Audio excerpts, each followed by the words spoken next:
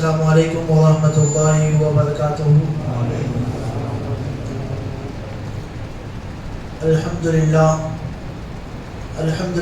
نحمده ونستعینه ونستغفره ونؤمن به ونتوکل علیہ ونعوذ باللہ من شرور انفسنا ومن سیئات اعمالنا، من یهده اللہ فلا مضل له ومن يضلله فلا هادي له، ونشهد أن لا إله إلا الله وحده لا شريك له، ونشهد أن سيدنا ومولانا محمدا عبده ورسوله أرسله بالحق بشيرا ونذيرا وداعيا إلى الله بإذنه سراجا منيرا.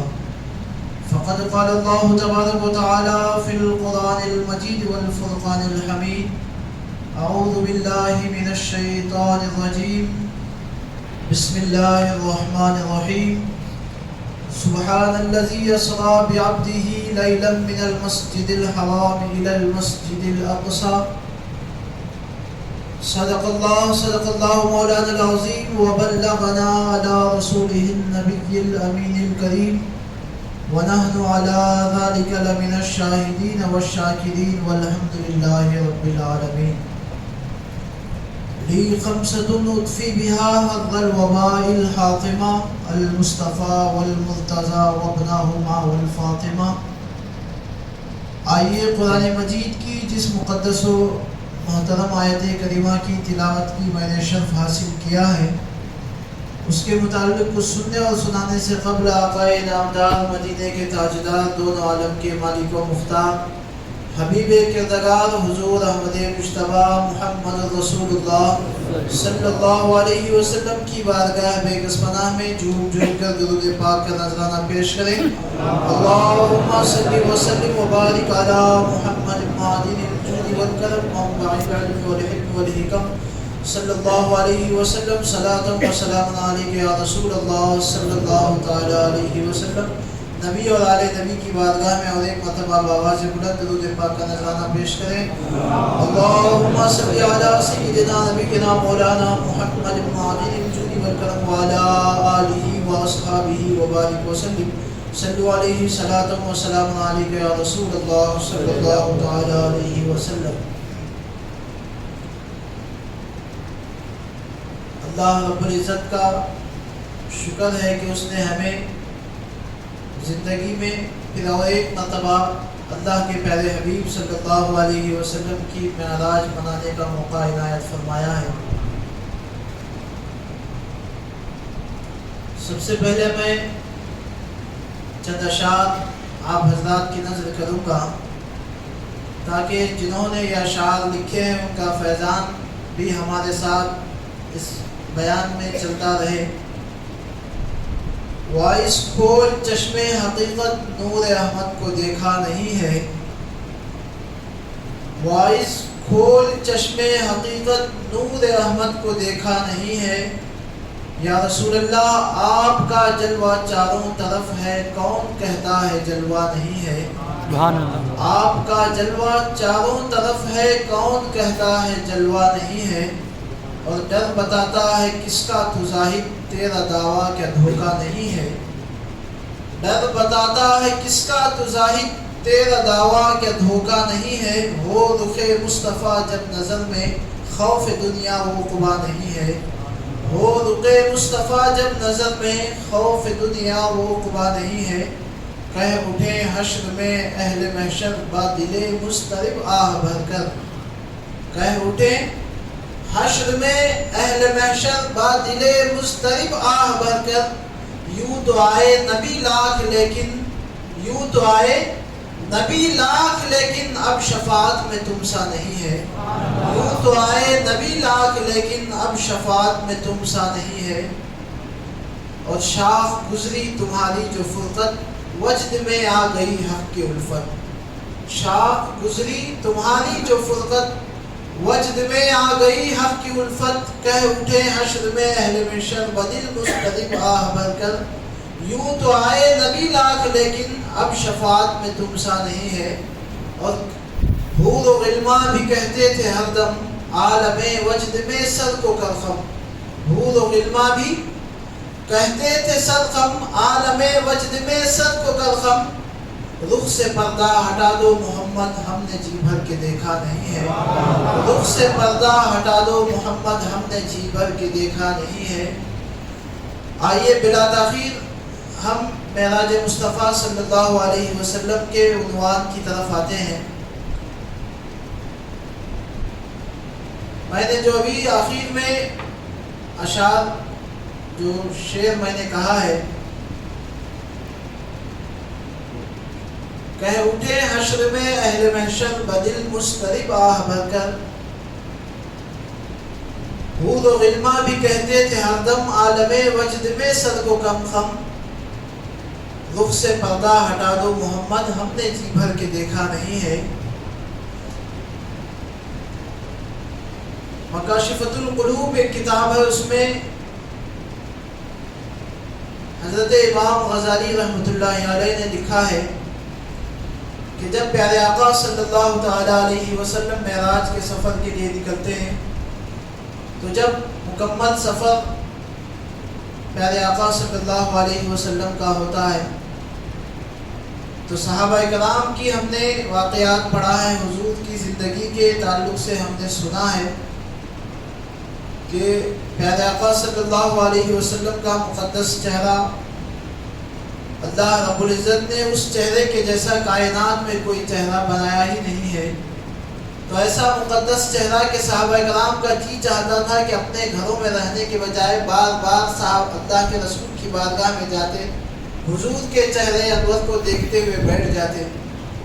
تو امام غزالی رحمۃ اللہ علیہ نے لکھا ہے کہ جب واقعہ معراج ختم ہوا، اللہ کے رسول صلی اللہ علیہ وسلم معراج کے لیے گئے، جنت و جہنم کی سیر کی، ساتوں آسمانوں کی سیر کیا، سدرۃ المنتہا پر پہنچے، وہاں سے آگے گئے، اللہ رب العزت کا دیدار کیا، پھر آئے، پھر دیدار کے لیے گئے۔ جب مکمل معراج ختم ہوئی تو جب اللہ کے رسول صلی اللہ علیہ وسلم واپس لوٹنے لگے تو اللہ رب العزت کے تمام فرشتوں نے اللہ تبارک و تعالیٰ کی بارگاہ میں فریاد کی کہ مالک و مولا تیرا حبیب جو ابھی ہمارے پاس سے گزر کے گیا ہے، جو اپنے دیدار سے ہمیں مشرف کر کے گیا ہے، جس کا تو نے دیدار کیا، جس محبوب نے تیرا دیدار کیا ہے،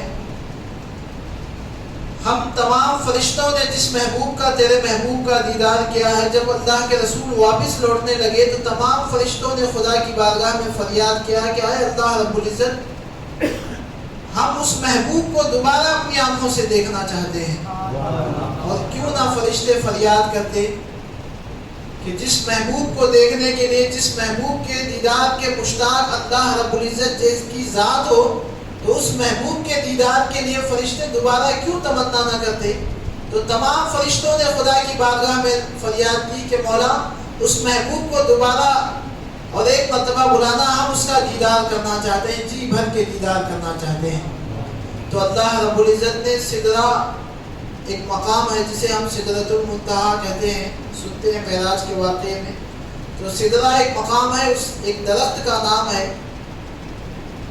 اللہ کے رسول صلی اللہ علیہ وسلم نے سدرہ کے متعلق ارشاد فرمایا ہے کہ سدرہ کا جو درخت ہے وہ بیری کے درخت کی طرح ہے، بیری کا درخت نہیں ہے بلکہ بیری کے درخت کی طرح ہے۔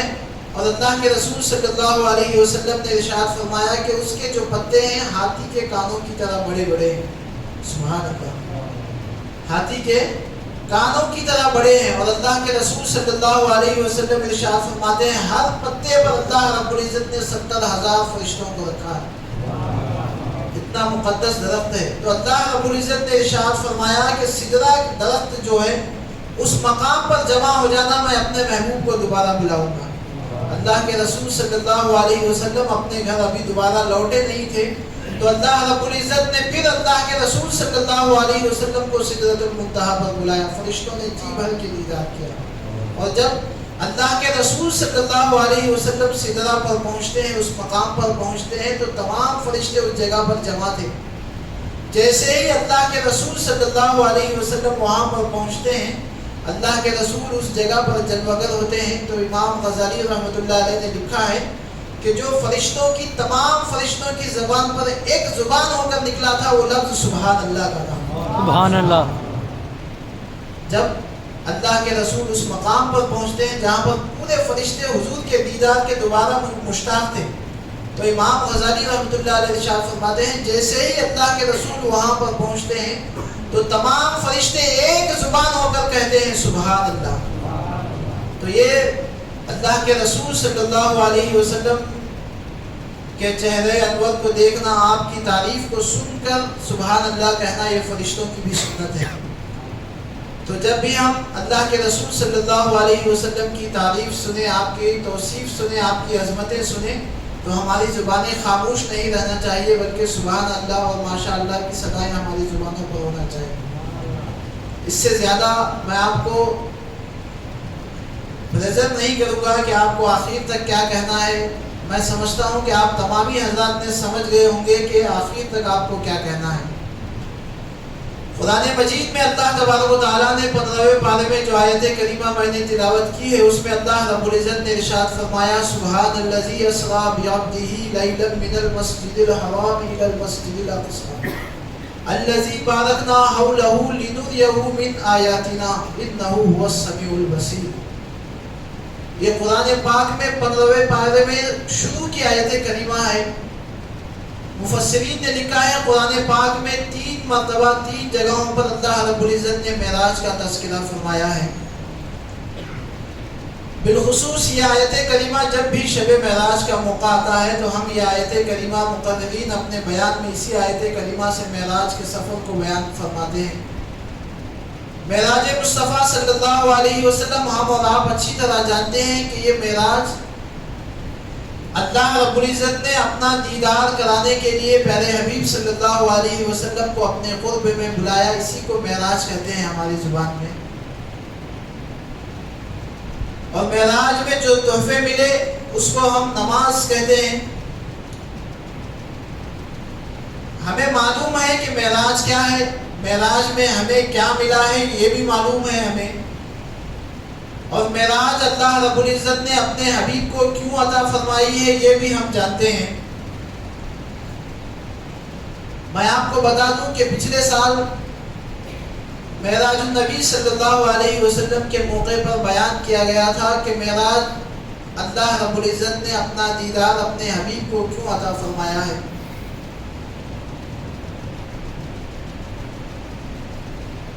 میرا گمان ہے کہ آپ تمامی حضرات وہ بیان یاد رکھے ہوں گے کہ اللہ رب العزت نے اپنے حبیب کو معراج کیوں عطا فرمائی ہے. مختصر میں آپ کو بتا دوں، پچھلے سال میں نے بتایا تھا کہ معراج اللہ رب العزت نے اپنا دیدار اپنے حبیب کو عطا فرمانے کی جو ریزن تھی، جو وجہ میں نے آپ کو بتائی تھی کہ حضرت سیدنا خدیجہ الکبریٰ رضی اللہ تعالیٰ عنہ کا انتقال اور سیدنا امیر حمزہ رضی اللہ تعالیٰ عنہ کا انتقال، یہ دونوں مقدس ہستیاں اس دنیا سے پردہ فرمانے کے بعد اللہ کے رسول صلی اللہ علیہ وسلم ایک غم کے عالم میں اللہ کے رسول صلی اللہ علیہ وسلم تھے. تو اللہ رب العزت نے اس غم کو دور کرنے کے لیے حضور اکرم صلی اللہ علیہ وسلم کو اپنا دیدار کرا کر اس غم کو ہلکا کرنے کے لیے اللہ رب العزت نے اپنا دیدار کرا تھا. ہم نے یہ پچھلے سال سنا تھا. ہم اور آپ جانتے ہیں کہ یہ دونوں وجہ سیدنا خدیجہ الکبریٰ رضی اللہ تعالیٰ عنہ کا وصال، سیدنا امیر حمزہ رضی اللہ تعالیٰ عنہ کا وصال، اور ان دونوں کے وصال کا غمگین ہونا اللہ کے رسول صلی اللہ علیہ وسلم کا، یہ ظاہری وجہ ہے. یہ ہر کوئی جان سکتا ہے کہ یہ اللہ کے رسول صلی اللہ علیہ وسلم کی ایک بیوی ہیں، ایک چچا ہیں. ان کے انتقال کی وجہ سے حضور غمگین ہوئے ہیں، سال بھر غمگین رہے. تو اللہ رب العزت نے اس غم کی وجہ سے اس غم کو دور کرنے کے لیے اپنا دیدار عطا فرمایا. ہم نے یہ پچھلے سال سنا اور ہر کوئی جانتا ہے کہ یہ وجہ ہو سکتی ہے. محققین اور مفسرین بہت سارے وجوہات بیان کرتے ہیں. کوئی تاریخ الگ الگ واقعات کو بیان کرتی ہے، الگ الگ وجہ بیان کرتی ہے. بعض لوگوں نے یہ 2 وجہیں بیان کی ہے کہ ان دونوں کے وصال کی وجہ سے، ان دونوں کے اس دنیا سے پردہ فرمانے کی وجہ سے حضور غمگین تھے، اس لیے اللہ نے اپنا دیدار عطا فرمایا. ایک ظاہری وجہ ہے کہ اللہ رب العزت نے اپنا دیدار عطا فرمایا ہے، مگر بعض بزرگوں نے اپنے محبت کے انداز سے بھی وجوہات بیان فرمائے ہیں۔ اگر ان وجوہات کو ہم سنیں گے، بہت سارے وجوہات محققین نے، مفسرین نے بیان فرمائے ہیں۔ صرف یہ دو وجہ نہیں ہے کہ سیدہ خدیجہ الکبریٰ کا وصال ہونے کی وجہ سے، سیدنا امیر حمزہ رضی اللہ تعالیٰ عنہ کا وصال ہونے کی وجہ سے، ان کے غم میں حضور صلی اللہ علیہ وسلم ڈوبے رہنے کی وجہ سے اللہ نے معراج عطا فرمائی۔ یہ صرف ایک ہی وجہ نہیں ہے، محققین نے بہت ساری وجوہات بیان فرمائی ہیں، مگر سمجھنے کے لیے بعض مفسرین نے یہ بھی وجہ بیان فرمائی ہے، اور بہت سارے مفسرین ایسے ہیں جنہوں نے اپنے محبت کے انداز میں بیان فرمائے ہیں، حضور کے عشق میں ڈوب کر وجوہات بیان فرمائے ہیں۔ اور ایک بندہ مومن کا، ایک حضور صلی اللہ علیہ وسلم سے محبت کرنے والے کا انداز بھی یہی ہوتا ہے کہ وہ ہر وقت ڈھونڈتا رہتا ہے کہ اپنے محبوب کے اندر خصائصیں کیا ہے، اپنے محبوب کے اندر کمالات کیا ہے، ڈھونڈتا رہتا ہے۔ ایک محبت کرنے والا، اس کے دل کے جذبات یہ ہوتے ہیں کہ وہ اپنے محبوب کے اندر کی کمیاں کبھی نہیں ڈھونڈتا، اپنے جس سے محبت کرتا ہے اس کی کمیاں کبھی نہیں ڈھونڈتا، ہر وقت ڈھونڈتا رہتا ہے کہ اس کے کمالات کیا ہیں، اس کے معجزات کیا ہیں، اس کی عظمتیں کیا ہیں۔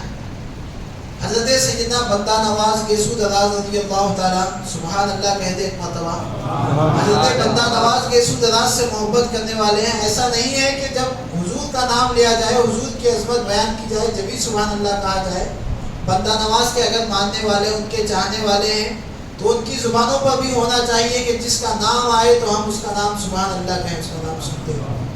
بندہ نواز گیسو دراز رضی اللہ تعالیٰ نے ارشاد فرماتے ہیں اپنے ملفوظات میں کہ جب ہم اپنے آپ کو کسی کے پاس ہبا کر دیں، اپنے آپ کو کسی مرشد کے پاس اپنے آپ کو مرید بن جائیں، تو بندہ نواز گیسو دراز رضی اللہ تعالیٰ نے ارشاد فرماتے ہیں اس مرشد کے گھر کی دیوار اگر ٹیڑھی ہو، اس جس کے پاس ہم مرید بنے ہیں، بندہ نواز ارشاد فرماتے ہیں جس کے پاس ہم مرید بنے ہیں اس مرشد کے گھر کی دیوار ٹیڑھی ہو، تو بندہ نواز کہتے ہیں کہ اپنی زبان سے کبھی یہ نہیں کہنا چاہیے کہ میرے مرشد کے گھر کی دیوار ٹیڑھی ہے۔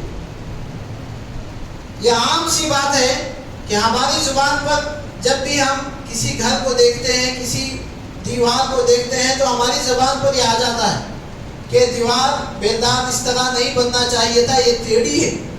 بندہ نواز ارشاد فرماتے ہیں جس سے تم مرید بن جاؤ تو اس پیر کے گھر کی دیوار اگر ٹیڑھی ہو تو تمہاری زبان پر یہ الفاظ نہیں آنے چاہیے کہ میرے مرشد کے گھر کی دیوار ٹیڑھی ہے، کیونکہ بندہ نواز ارشاد فرماتے ہیں اس الفاظ کی وجہ سے تمہاری محبت میں کمی پیدا ہوگی، تمہارے دل میں یہ افسوس ہوگا کہ جس کے پاس ہم مرید بنے ہیں، جس کے پاس ہم نے اپنے آپ کو ہبا کیا، اس کے گھر کی دیوار ٹیڑھی ہے۔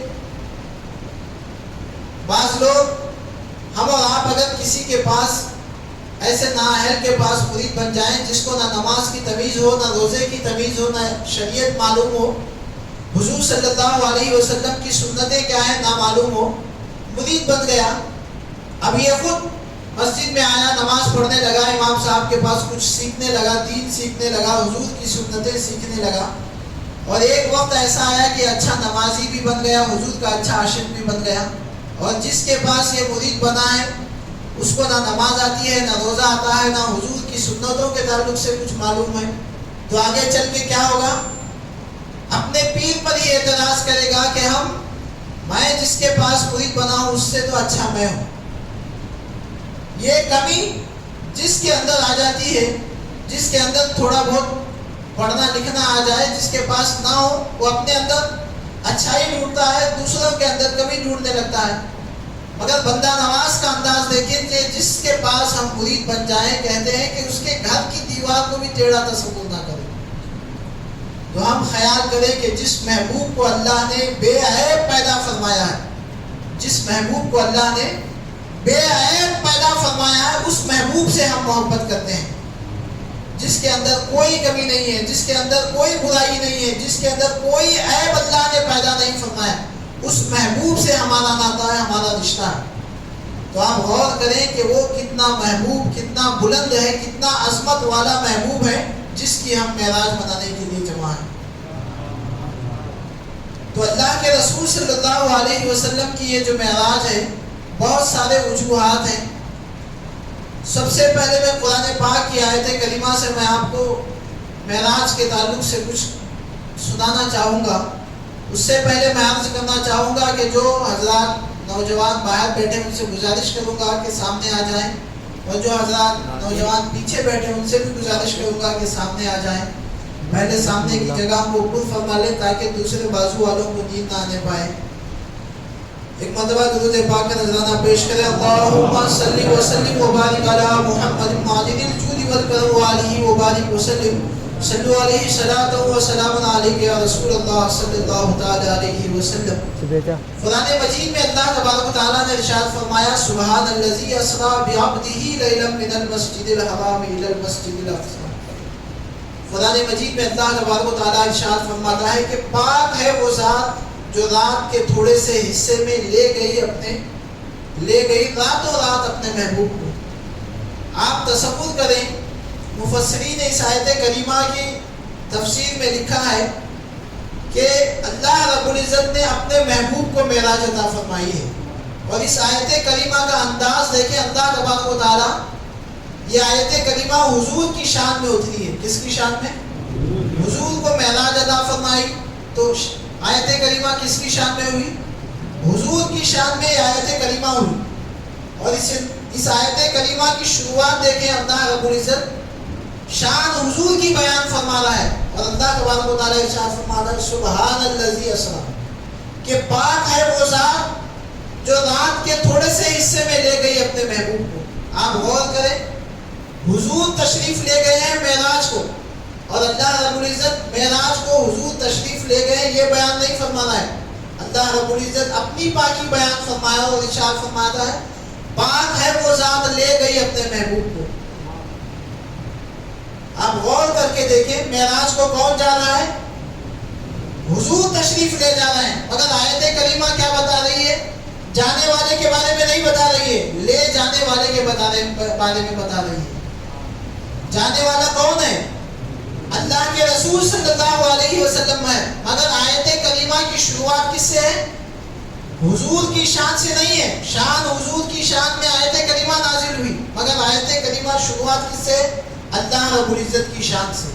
اللہ رب العزت کی پاکی بیان ہو رہی ہے. اور اللہ رب العزت ارشاد فرماتا ہے پاک ہے وہ ذات جو راتوں رات اپنے محبوب کو لے گئے. غور کر کے دیکھیں، آج کل یوٹیوب اور فیس بک کا زمانہ ہے، انٹرنیٹ کا زمانہ ہے. بہت سارے لوگ حضور صلی اللہ علیہ وسلم کی معراج کا اختلاف کرتے ہیں. 1450 سال اللہ کے رسول صلی اللہ علیہ وسلم کا زمانہ گزر گیا، معراج کو ہوئے 1450 سال گزر گئے. مگر آج بھی انسانیت حضور صلی اللہ علیہ وسلم کے معراج کے تعلق سے ریسرچ کرنے میں لگی ہوئی ہے کہ حضور نے رات کے تھوڑے سے حصے میں پورے جنت کا، پوری جہنم کا، ساتوں آسمانوں کا، عرش کا، سدرۃ المنتہا کا اتنا لمبا سفر کیا. خدا کا دیدار بھی کیا. وہ دیدار کس طرح؟ نماز لے کر آئے، پھر موسیٰ علیہ السلام بھیجتے رہے، پھر کم کراتے رہے. اتنا لمبا واقعہ بھی گزرا. بیچ میں امامت بھی گزری، انبیاء کی امامت بھی ہوئی، مسجد اقصیٰ میں امامت بھی. اتنا لمبا عرصہ، اتنا لمبا واقعہ کہ 1450 سال گزر گئے. مگر آج بھی معراج کے واقعات بیان کیے جا رہے ہیں، حضور کی عظمتیں بیان کی جا رہی ہیں. مگر آج بھی ختم ہونے کو نہیں ہے حضور کی عظمت. آج بھی لوگ ریسرچ کرنے میں لگے ہیں کہ حضور کی اتنی لمبی معراج کے 1450 سال گزرنے کے بعد ان کی معراج کی عظمت، ان کے معراج کے واقعات ختم ہی نہیں ہوتے. مگر ایک رات کے تھوڑے سے حصے میں اتنا لمبا واقعات کیسا ہو سکتا ہے؟ تو لاسٹ میں تھکنے کے بعد جن کی عقل کام نہیں کرتی وہ لوگ کہہ اٹھے کہ یہ جو تمام چیزیں ہیں حضور کی معراج جو ہوئی، یہ تمام چیزیں حضور کو اللہ رب العزت نے خواب میں عطا فرمائی. اب جب عقل کسی کی کام نہیں کرتی ہے تو کیا کہیں گے؟ یہ اللہ رب العزت نے یہ حضور کو خواب میں عطا فرمائی. اب ظاہری طور پر آپ دیکھیں کہ جب ہم یہ تمام واقعات کو یہ کہیں گے کہ یہ تمام چیزیں اللہ رب العزت نے حضور کو خواب میں عطا فرمائی، تو ظاہری بات ہے کہ جو پڑھا لکھا انسان ہوگا وہ مان لے گا کہ پوری رات میں اتنا بڑا واقعہ ہونا ناممکن بات ہے، ہو نہیں سکتا. یہ بات صحیح ہے کہ خواب میں ہو سکتا ہے کہ نہیں؟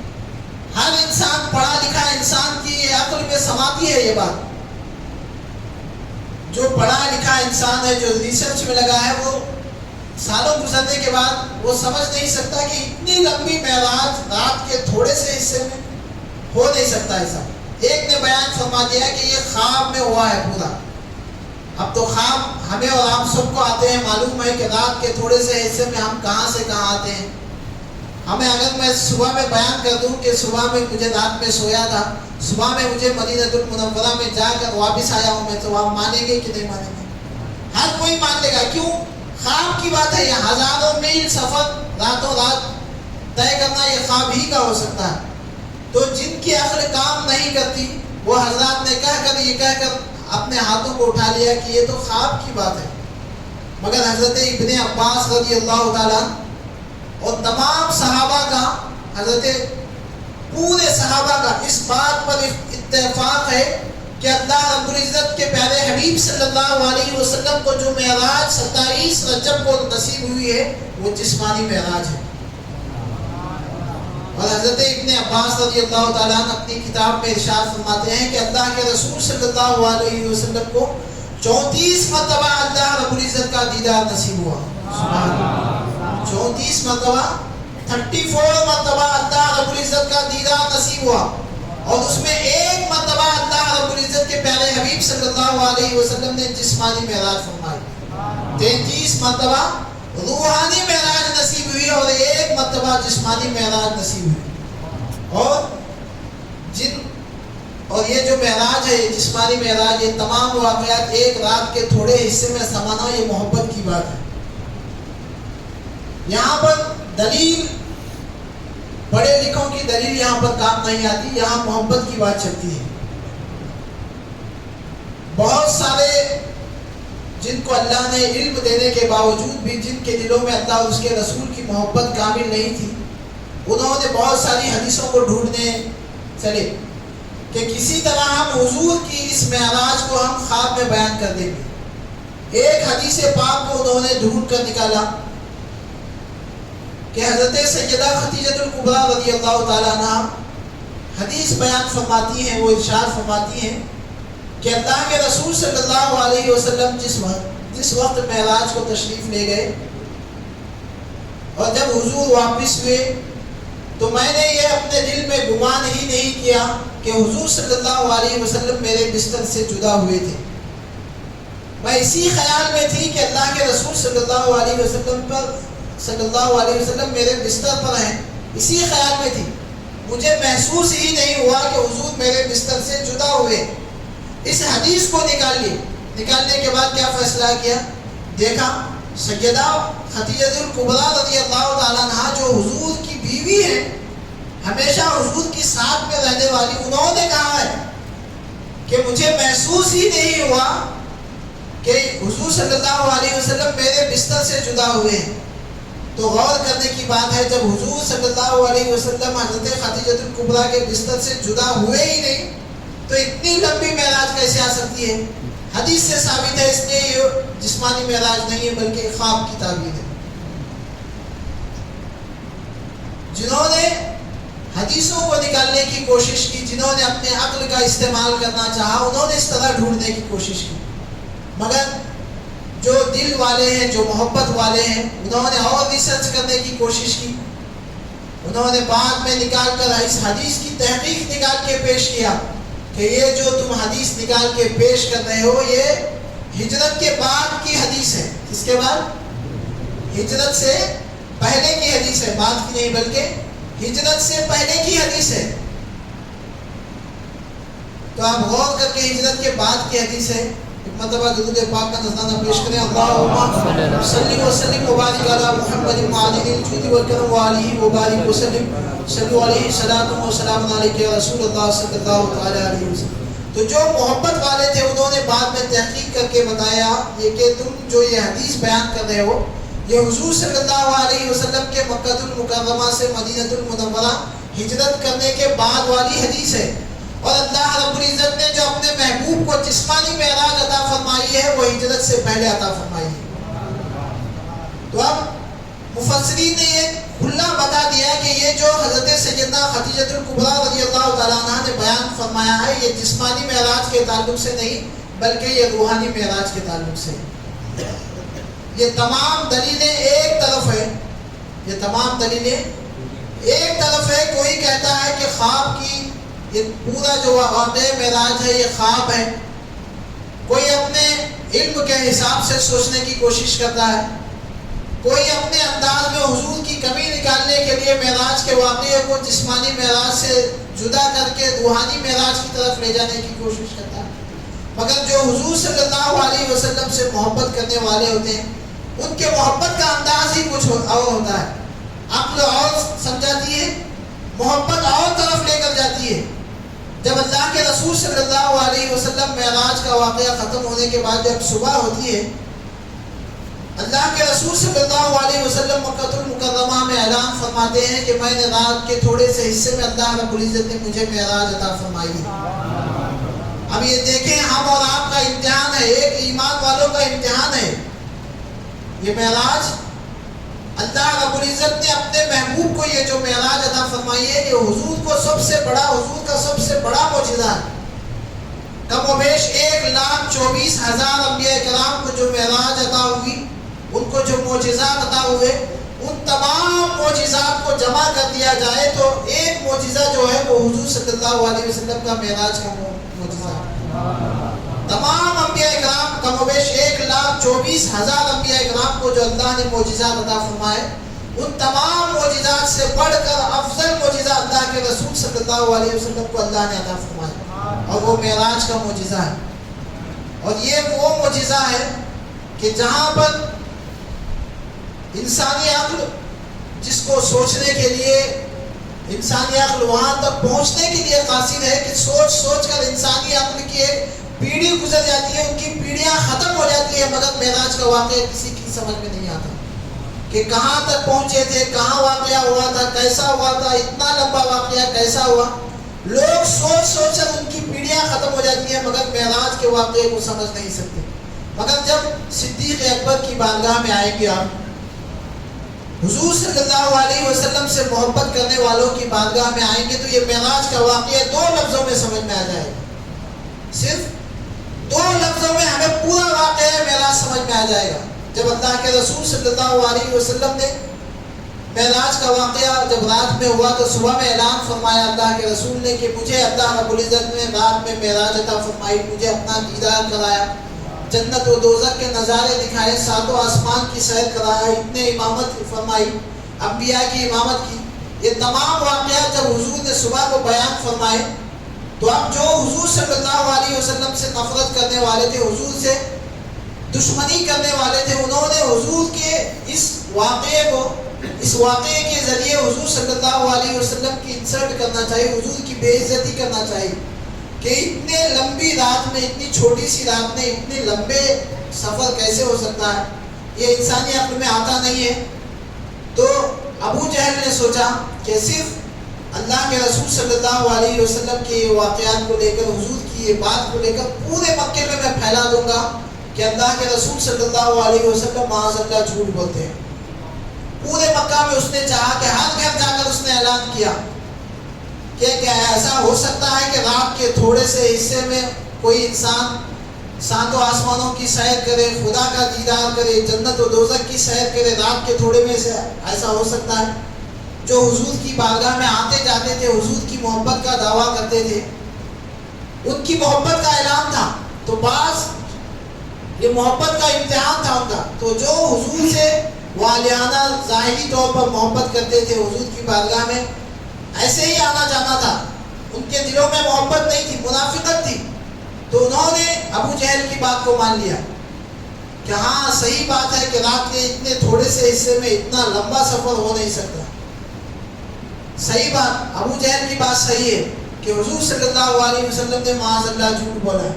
بہت سارے لوگ ابو جہل کے ساتھ ہو گئے، اور جب سیدنا صدیق اکبر کے پاس ابو جہل پہنچتا ہے، محبت کا انداز دیکھیں، محبت والوں کا واقعات سنے کبھی، کہ جہاں اللہ کے رسول صلی اللہ علیہ وسلم سے محبت ہو جائے، جہاں اللہ کی محبت اب ہمارے دلوں میں کام کر جائے، وہاں دلیلیں کام نہیں کرتی، وہاں محبت کام آتی ہے۔ ابو جہل سیدنا صدیق اکبر کے پاس پہنچا، کہا ابو بکر کیا ایسا ہو سکتا ہے کہ رات کے تھوڑے سے حصے میں کوئی انسان جائے، ساتوں آسمانوں کی سیر کرے، جنت و دوزخ کی سیر کرے، خدا کا دیدار بھی کرے، امامت بھی کرے، مسجد اقصی میں انبیاء کی امامت بھی کرے، اس کے بعد رات میں لوٹ کر بھی آئے؟ رات کے تھوڑے سے حصے میں ایسا ہو سکتا ہے؟ کوئی بات ایسی کہے تو مان سکتے ہیں ہم۔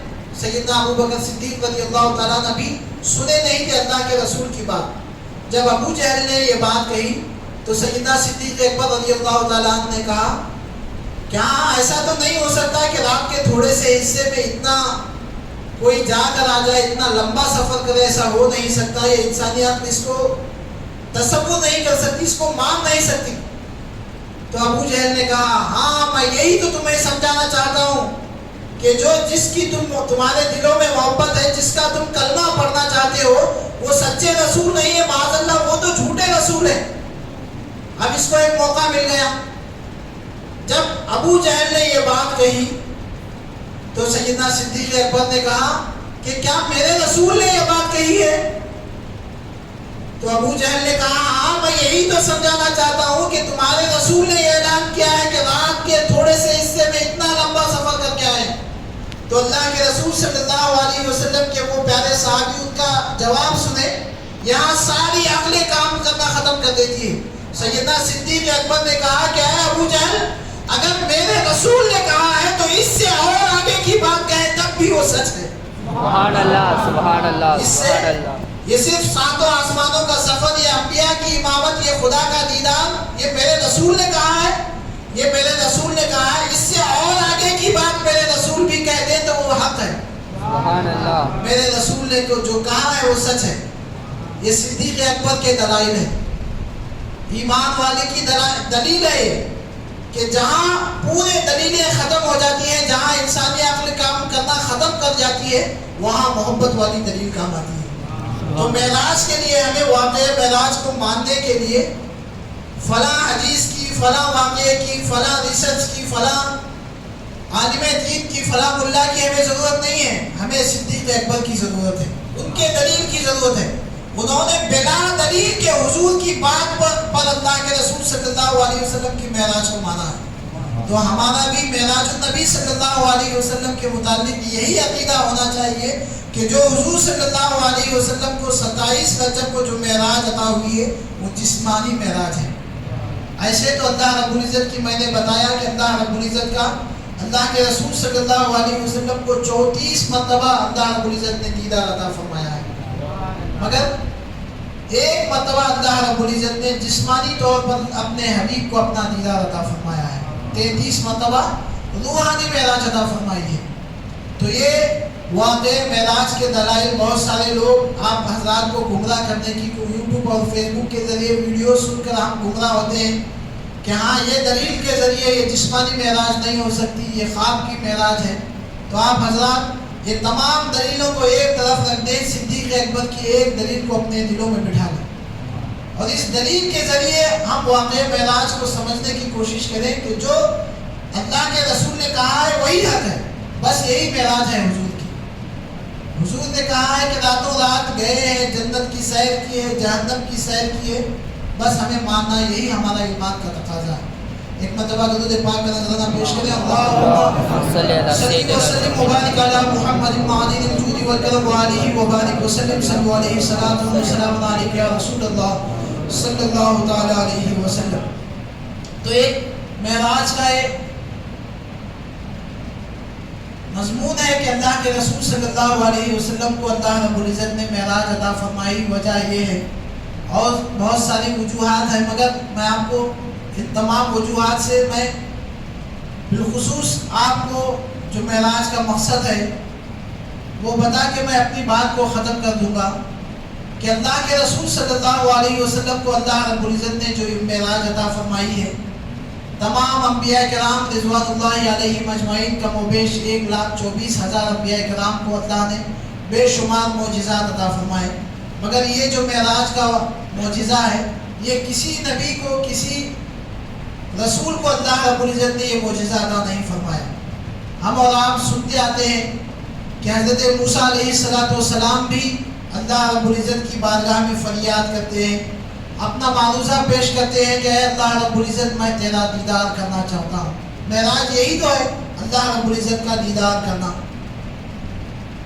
تو ایک محبت والوں کا یہ بھی انداز دیکھ لیں کہ سیدنا امام غزالی رحمۃ اللہ علیہ نے یہ جو وجہ ہے کہ معراج اللہ رب العزت نے اپنے محبوب کو کیوں عطا فرمائی، امام غزالی نے بہت پیاری وجہ بیان فرمائی ہے کہ امام غزالی رحمۃ اللہ علیہ ارشاد فرماتے ہیں کہ سیدنا موسیٰ علیہ السلام نے خدا کی بارگاہ میں 9 مرتبہ فریاد کیا تھا۔ کتنے مرتبہ؟ 9 مرتبہ فریاد کیا تھا خدا کی بارگاہ میں کہ اے اللہ میں تیرا دیدار کرنا چاہتا ہوں۔ آپ یہ 9 والے عدد کو یاد رکھنا، بہت کام آئے گا آگے چل کے آپ کو۔ کتنا نمبر؟ 9 نمبر کو آپ کو یاد رکھنا ہے۔ 9 مرتبہ حضرت موسیٰ علیہ السلام نے خدا کی بارگاہ میں فریاد کی کہ مولا میں تیرا دیدار کرنا چاہتا ہوں۔ اللہ رب العزت کی طرف سے جواب آتا رہا لن ترانی موسیٰ، اے موسیٰ تو مجھے نہیں دیکھ سکتا، یہی جواب آتا رہا خدا کی بارگاہ میں۔ جب 9ویں مرتبہ موسیٰ علیہ السلام نے خدا کی بارگاہ میں فریاد کی کہ اے اللہ میں تیرا دیدار کرنا چاہتا ہوں، تجھے دیکھنا چاہتا ہوں۔ ہم اور آپ جس رسول کو مانتے ہیں اس کی عظمت دیکھیں، اس کی شان دیکھیں، اللہ نے کتنا عظیم محبوب ہمیں عطا فرمایا۔ حضرت موسیٰ علیہ السلام نے جب 9ویں مرتبہ فریاد کی خدا کی بارگاہ میں تو اللہ رب العزت نے ارشاد فرمایا کہ اے موسیٰ تو میرا دیدار کرنا چاہتا ہے، مجھے دیکھنا چاہتا ہے، تو اس سے پہلے میری بنائی ہوئی مخلوق کو دیکھ لینا، اس سے پہلے میری بنائی ہوئی مخلوق کو دیکھ لینا، اس کے بعد تیری فریاد کو میں قبول کروں گا۔ اللہ رب العزت نے موسیٰ علیہ السلام کو جب 9ویں مرتبہ موسیٰ علیہ السلام نے فریاد کی کہ اے اللہ میں تجھے دیکھنا چاہتا ہوں، تو رب نے ارشاد فرمایا میری مخلوق کو پہلے دیکھ لینا۔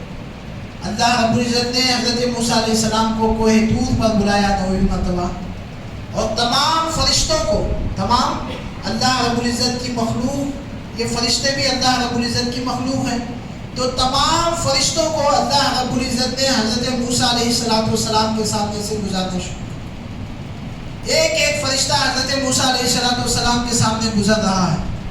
حضرت جبرائیل بھی ہے، میکائیل بھی ہے، اسرافیل بھی ہے، اسرائیل بھی ہے، تمام فرشتے موسیٰ علیہ السلام کے سامنے سے گزرنے لگے۔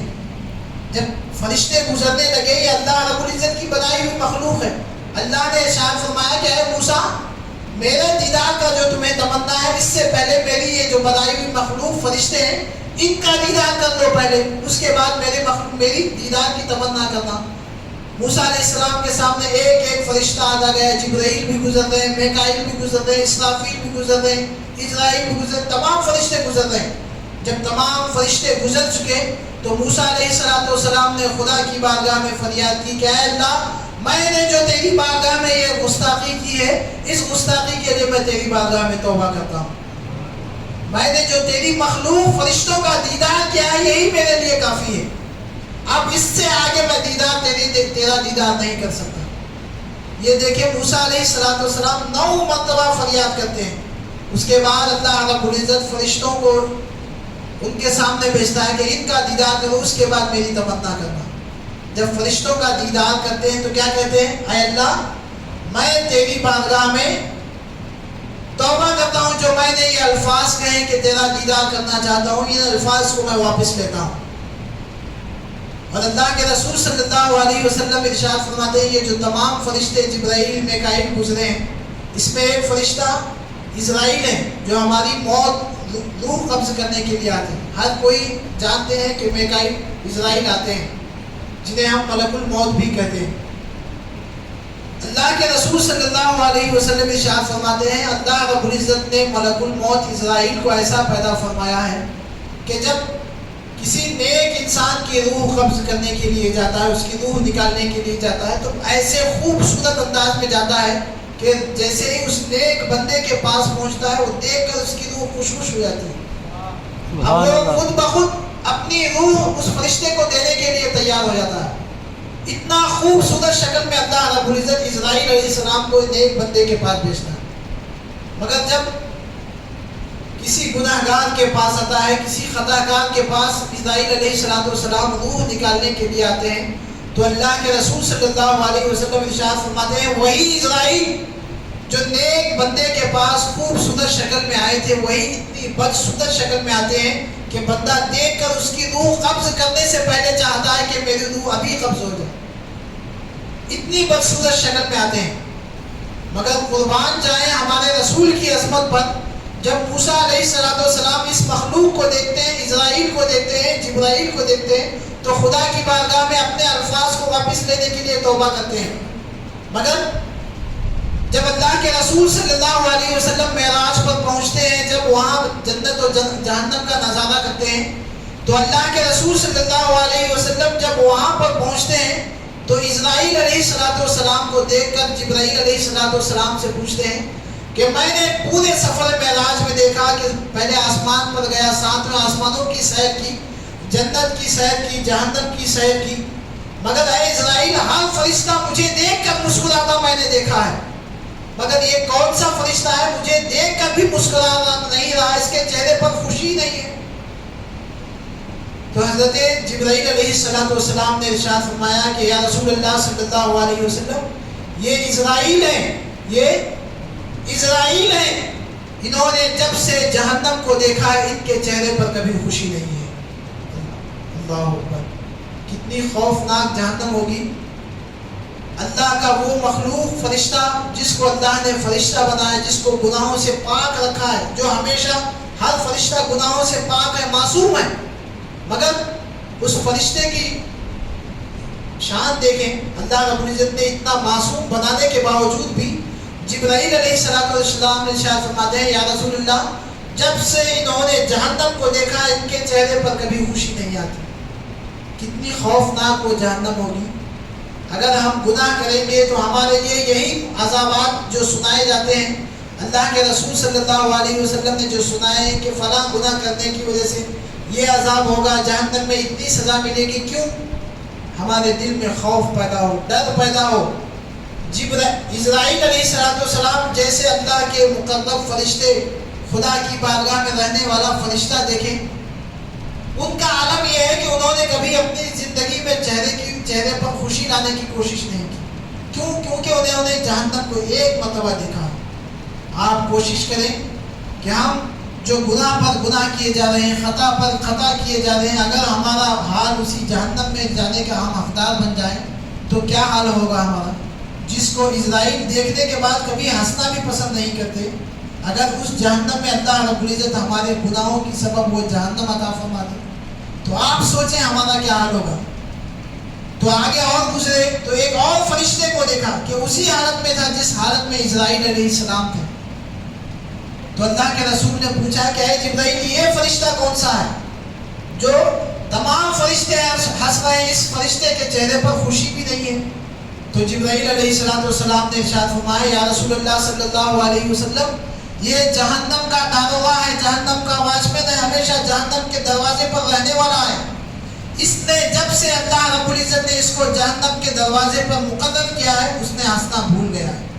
اللہ اکبر، کیسی خوفناک جہنم ہوگی کہ جب جس فرشتے کو اللہ نے اس کو مقرر کیا، جہاں جس جہنم کے پاس مقرر کیا، فرشتے جیسی ہستی جیسی فرشتے جیسی ہستی بھی انہوں نے بھولنا بھول گئے. آپ غور کریں کہ ہمارا کیا حال ہوگا. ہم تو گناہ پر گناہ کیے جا رہے ہیں، خطا پر خطا کیے جائیں، اس کے باوجود بے فکر ہیں کہ ہمیں تو جہنم میں جانا ہے، حضور کی معراج کے صدقے میں ہمیں جنت عطا ہونے والی ہے. آپ غور کریں کہ حضور صلی اللہ علیہ وسلم کی معراج کے ذریعے، حضور کی شفاعت کے ذریعے ہمیں جنت نصیب ہوگی، یہ حق بات ہے. مگر اللہ کے رسول صلی اللہ علیہ وسلم ہی نے تو بتایا ہے کہ جہنم کے کیا حالات ہیں، اس میں کیا سزا ملنے والی ہے، کس کو سزا ملنے والی ہے. صرف کافروں کو سزا ملنے والی ہے ایسا بتایا حضور نے کہ جو مسلمان نہیں ہے، جو کافر ہے، جو یہودی ہے، ان کو سزا ملنے والی ہے. حضور نے یہ تک بیان فرمایا کہ جب معراج کی رات میں گئے، جب جہنم کا سفر کیا، اللہ کے رسول صلی اللہ علیہ وسلم نے ارشاد فرمایا کہ میں نے ایسے شخص کو دیکھا جس کے سر کو پتھر سے کچلا جا رہا تھا، خیمے کی طرح کچلا جا رہا تھا. اب پورا سر جب خیمے کی طرح ہو جاتا تو اللہ کے رسول ارشاد فرماتے ہیں اللہ رب العزت اسے پھر اور زندگی عطا فرماتا، پھر سر عطا فرماتا اسے.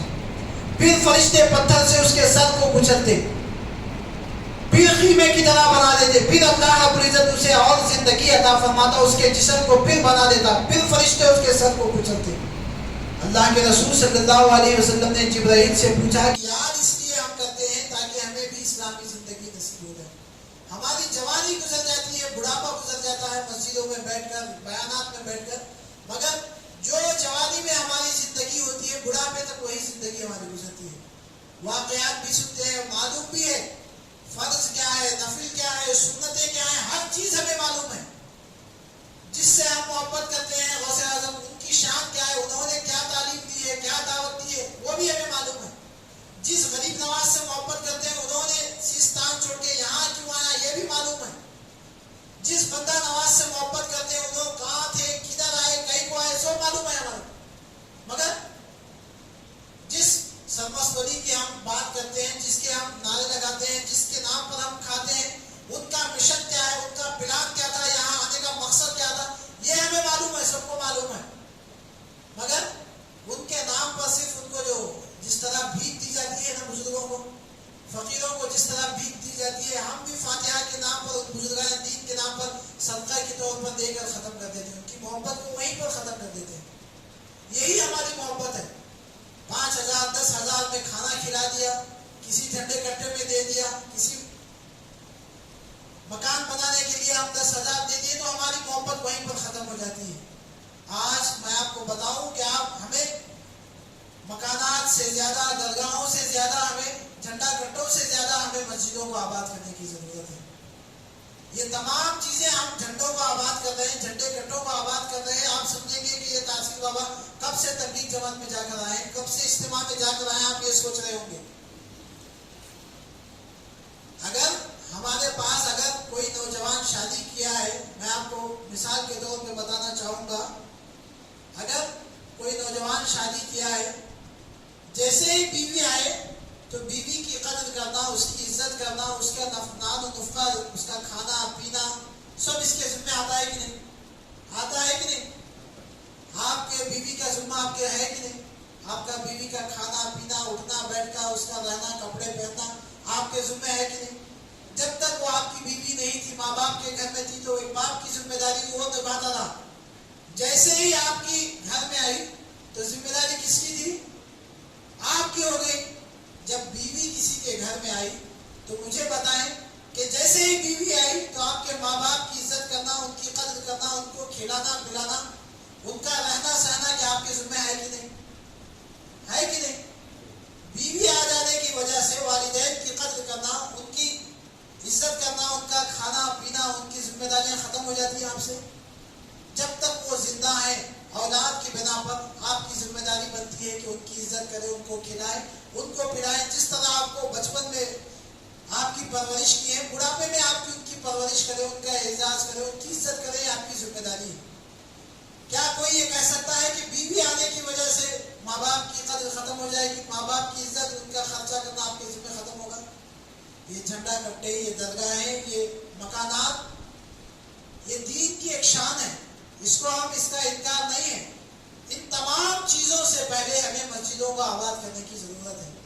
پہلے مسجدیں ہیں، بعد میں درگاہیں ہیں، بعد میں جھنڈا کٹا ہے، بعد میں مکانات ہیں، پتے والے مکانات. کوئی بھی ہو درگاہیں کتنا بڑے، چاہے غوث اعظم کی مزار ہو، چاہے غریب نواز کی مزار ہو، چاہے بندہ نواز کی مزار ہو، یہ تمام درگاہیں، یہ تمام چیزیں آپ بزرگان دین کے، جس بھی بزرگان دین کے درگاہوں پر آپ جائیں گے، غوث پاک کی بارگاہ میں چلے جائیں، غریب نواز کی بارگاہ میں چلے جائیں، بندہ نواز کی بارگاہ میں چلے جائیں.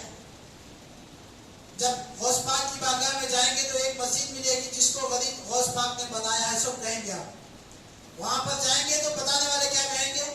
یہ مسجد وہ ہے جس میں غوث پاک نماز پڑھے تھے. درگاہ کب بنی؟ جب بعد میں غوث اعظم کا انتقال ہوا، جب درگاہ بنی، ان کے چاہنے والوں نے درگاہ بنائی. جب غریب نواز کے پاس آئیں گے تو آپ کو بازو میں ایک مسجد دکھے گی، وہاں کے چاہنے والے جو جانتے ہیں وہ کہیں گے یہ مسجد وہ ہے جس میں غریب نواز نے نماز پڑھا ہے. مجھے بتاؤ کہ جب غریب نواز نے اس مسجد میں وقت کیا یہ درگاہ تھی بازو میں؟ بعد میں ہم چاہنے والوں نے درگاہ کو بنایا ہے، مگر درگاہ کا انکار نہیں ہے، مگر ہم درگاہ کے نام پر درگاہ میں آئیں گے، بازو مسجد کو بھول جائیں گے۔ جو مسجد میں غریب نماز پڑھے تھے اس مسجد کو ہم بھول جائیں گے تو کیا انصاف ہے؟ غریب نواز کا یہی پیغام تھا۔ بندہ نواز کی بارگاہ میں آپ جائیں گے، وہاں بھی ایک مسجد ہے، ہر کوئی کہے گا کہ یہ وہ مسجد ہے، جب بندہ نواز آئے تھے یہ مسجد تھی، ہر کوئی کہے گا۔ مگر ہم درگاہ کو جاتے ہیں، جب مسجد میں جب جیسے ہی اذان ہوتی ہے ہم درگاہ میں ہوتے ہیں، درگاہ سے سیدھا باہر ہوٹل میں کھانے کے لیے آ جاتے ہیں۔ وہی مسجد جس میں بندہ نواز پڑھے تھے، ہم کبھی کوشش کرتے ہیں کہ یہ وہ مسجد ہے جس کو بندہ نواز آباد کرنے کے لیے یہاں آئے تھے، ہم بھی اس کو آباد کرنے کی کوشش کرنے کے لیے کبھی آپ نماز پڑھنے کی کوشش کریں۔ آج بھی بہت سارے ہمارے گاؤں میں جھنڈے کٹے ہیں غوث اعظم کے، کیا یہ غوث اعظم کے جھنڈے کٹوں کا انکار نہیں ہے؟ 11ویں شریف کا موقع ہوتا ہے، ہم حضور غریب نواز غوث پاک کی 11ویں مناتے ہیں، جب 11ویں کا موقع آتا ہے تو ہم غوث پاک کی 11ویں مناتے ہیں، جھنڈے کے کٹے پر جھنڈا چڑھانے کے لیے جاتے ہیں، مگر جب اذان کا وقت ہوتا ہے تو نماز سے زیادہ ہم جھنڈے کٹے کو اہمیت دیتے ہیں، کیونکہ یہاں غوث اعظم ہے، ہمارا یہ خیال ہے۔ غوث اعظم وہاں بعد میں ہوتے ہیں، پہلے مسجد میں ہوتے ہیں۔ غریب نواز بعد میں اپنے گھٹے کے پاس ہوتے ہیں، پہلے مسجد میں ہوتے ہیں۔ ہر بزرگان دین کے آپ مزارات پر چلے جائیں، وہاں بازو میں لگی ہوئی ایک مسجد ہوگی، ہر مسجد میں آپ کو یہی پیغام ملے گا کہ یہ وہ مسجد ہے جب غوث اعظم آئے تھے یہ مسجد تھی، غریب نواز آئے تھے یہ مسجد تھی، بندہ نواز آئے تھے یہ مسجد تھی، صوفی سرمست ولی آئے تھے جب یہ مسجد تھی، سیدنا بابا فخر الدین رحمۃ اللہ علیہ آئے تھے جب تھی وہ مسجد، سامنے والی مسجد اس میں بابا فخر الدین نے نماز پڑھی ہے، سامنے والی مندر تھی، بابا فخر الدین نے بعد میں اس پر جنگ ہوئی، بعد میں اس کے بعد یہاں پر ان کی مزارات بنائی گئی۔ پہلے کیا تھی؟ جس میں بابا فخر الدین نماز پڑھے وہ پہلے مسجد تھی۔ یہ تمام بزرگان دین نے جو ہندوستان میں آئے ہیں، جو کسی ملک میں آئے ہوں، مدینہ المنورہ جیسے مقدس شہر کو حضور کی بارگاہ سے جدا ہو کر جو یہاں آئے ہیں، چاہتے تو ساری زندگی حضور کی بارگاہ میں رہ سکتے تھے، مگر یہاں آئے کس لیے؟ مسجد کو آباد کرنے کے لیے آئے۔ تو ہمیں ضروری ہے کہ یہ تمام چیزوں کی عظمتیں ہمارے ایک طرف ہیں، مگر ان تمام چیزوں سے زیادہ ہمارے دلوں میں مسجد کی عظمت ہونا چاہیے۔ ہم اس کو چھوڑ کر مسجد کو آباد کرنے کے بجائے ہم کہیں اور چلے جائیں، کسی اور جگہ کو آباد کرنے کی کوشش کریں تو یہ ہماری محبت کا تقاضا نہیں ہے۔ اس لیے آپ کوشش کریں معراج کی رات میں آپ یہ پیغام لے کر جائیں، آپ ان تمام چیزوں سے زیادہ مسجد کو آباد کرنے کی کوشش کریں گے انشاءاللہ۔ اگر جھنڈے کٹے والے، اگر مکان والے، بچے کے مکان والے مجھ سے ناراض ہو جائیں تو مجھے کوئی پرواہ نہیں ہے، اللہ اور اس کا رسول خوش ہو جائے، یہی ہمارے لیے کافی ہے۔ یہی زندگی میں ایمانی ہونے کی ضمانت ہے انشاءاللہ۔ آپ بھی کوشش کریں کہ ہمیں جھنڈے کٹوں سے نہ اختلاف ہے، ہم بھی جھنڈے کٹوں کے پاس جاتے ہیں، ہم بھی مکانات کے پاس جاتے ہیں، مگر میری آپ سے درخواست یہ ہے، میری آپ سے فریاد یہ ہے کہ پہلے ہم مسجدوں کو آباد کریں۔ صبح کوئی جھنڈا کٹا نہیں کھلتا، سب سے پہلے اگر کھلتی ہے تو مسجد کھلتی ہے کہ کوئی جھنڈا کٹا کھلتا؟ ہر جھنڈا کٹا بعد میں فریش ہونے کے بعد منہ دھو کے فریش ہو کے غسل کر کے 9-10 بجے گیٹ اوپن ہوتا ہے، جب ہم دکان جانے کا وقت ہوتا ہے، جب ہمیں پڑھنے کو جانے کا موقع ملتا ہے، مگر صرف خدا کا گھر ایک ایسی جگہ ہے جہاں پر آپ رات دن کبھی بھی آئے، خدا اللہ رب العزت آپ کی فریاد کو سنتا ہے۔ مسجد کے دروازے کبھی بند نہیں رہتے، ہمیشہ مسجد کے دروازے کھلے رہتے ہیں۔ آپ جب بھی آئیں گے، تہجد کی نماز کے لیے آئیں، فجر کی نماز کے لیے آئیں، ظہر کی نماز کے لیے، عصر، پانچوں وقت میں آئیں گے، آپ دروازے کھلے رہیں گے، خدا کا دربار ہمیشہ کھلا رہتا ہے۔ اس لیے آپ کوشش کریں، اللہ رب العزت نے جو یہ مقدس رات میں ہمیں جو مقدس تحفہ دیا ہے، اس کو انشاءاللہ پوری زندگی عمل کرنے کی کوشش کریں گے۔ سننا ہمارا جو ہم نے جو معراج کی رات میں جو واقعات سنے ہیں، جو حضور کی حدیثیں سنے ہیں، انشاءاللہ اس پر ہم ہر کوئی عمل کرنے کی کوشش کرے گا۔ اگر ہم صبح میں اٹھنے کے بعد ہماری وہی روٹین والی زندگی ہوگی، وہی ہماری حضور سے سنتوں سے دور والی زندگی ہوگی، تو ہمارا یہ سننا فائدہ نہیں دے گا۔ ہمارا یہ سننا، یہ عمل کرنا، ہمارا جب ہم عمل کریں گے جبھی ہمارے اندر دین کی سمجھ آئے گی، ورنہ ہم عمل نہیں کریں گے، یہی کریں گے تو یہی ہوگا کہ ہماری پوری زندگی زندگی روتے روتے ہی گزر جائے. فلاں مشکل آئی، فلاں آئی، فلاں آئی، فلاں آئی، فلاں آئی، یہی مصیبتوں میں یہی گانے گاتے ہوئے ہماری پوری زندگی ختم ہو جائے. اسی لیے کوشش کریں کہ انشاءاللہ اللہ کے پیارے حبیب صلی اللہ علیہ وسلم ارشاد فرماتے ہیں کہ صبح کے وقت اللہ رب العزت رزق کو تقسیم کرتا ہے. اس کو صبح کی نماز کا جو وقت ہوتا ہے، اللہ کے پیارے حبیب صلی اللہ علیہ وسلم ارشاد فرماتے ہیں اللہ رب العزت ہر دن صبح کی نماز کے وقت ہر بندے مومن کا رزق اس وقت میں تقسیم کرتا ہے کہ اس بندے کو دن میں اتنا رزق عطا ہونے والا ہے. صبح کے وقت تقسیم ہوتا ہے. فرشتے اللہ رب العزت کی بارگاہ سے لا کر صبح میں مسجدوں میں آ کر تقسیم کرتے ہیں. وہی وقت ہم گھروں میں سوئے رہتے ہیں اور بعد میں نماز فریش ہو کے 9-10 بجے ایسے جاتے ہیں کہ ہمارے لیے رزق وہاں پر رکھا ہوا ہے، لے کر آنا ہے بس. جہاں پر جو دن میں وقت تھا اللہ رب العزت جو رزق ہمیں دینے والا تھا وہ رزق ہم نے چھوڑ دیا ہے. 9 بجے ہم امید کس پر رکھیں؟ دکان جائیں گے، دکان کھولیں گے، کوئی گراہک آئے گا، اس پر امید رکھیں. رزق دینے والا کون ہے؟ اللہ رب العزت کی ذات ہے. اور اللہ رب کے پیارے حبیب صلی اللہ علیہ وسلم ارشاد فرماتے ہیں فجر کی نماز کے وقت میں اللہ رب العزت ہر بندے مومن کا رزق تقسیم کرتا ہے. آپ فجر کی نماز پڑھ کے جائیں کاروبار پہ. کاروبار کے لیے نہ اسلام انکار کرتا ہے، نہ اسلام آپ کو منع کرتا ہے. فجر کی نماز پڑھیں، نکلے کاروبار کے لیے. آپ اس کے بعد دیکھیں دکان میں نہ بتی لگانے کی ضرورت ہوگی، نہ آپ کو کوئی دھواں پھونکنے کی ضرورت ہوگی. آپ نماز پڑھ کے جائیں، اللہ رب العزت آپ کو گراہک خود بخود آپ کی دکان کی طرف چل کر آئیں گے. یہ اللہ رب العزت کی ذمہ داری ہوگی. آپ خدا کی مانے، خدا آپ کی مانے گا انشاءاللہ. اسی لیے ایک شاعر نے کہا تھا کہ خودی کو کر بلند اتنا ہر تقدیر سے پہلے، خودی کو کر بلند اتنا ہر تقدیر سے پہلے کہ خدا بندے سے خود پوچھے بتا تیری رضا کیا ہے. خدا بندے سے خود پوچھے بتا تیری رضا کیا ہے. تو کوشش کریں کہ اللہ رب العزت ہم تمام کو جو کچھ سنا ہے اس پر عمل کرنے کی توفیق عطا فرمائے. جو کچھ ہم نے کہا ہے، جو کچھ سنا ہے، ان تمام میں جو بھی غلطی ہوئی، تمام غلطیوں کو اللہ رب العزت اپنے فضل و کرم سے معاف عطا فرمائے. پیارے حبیب صلی اللہ علیہ وسلم کی صدقے میں اللہ رب العزت ہم تمام کو عزت والی زندگی عطا فرمائے. واخر دعوانا الحمدللہ رب العالمین. صلاۃ و سلام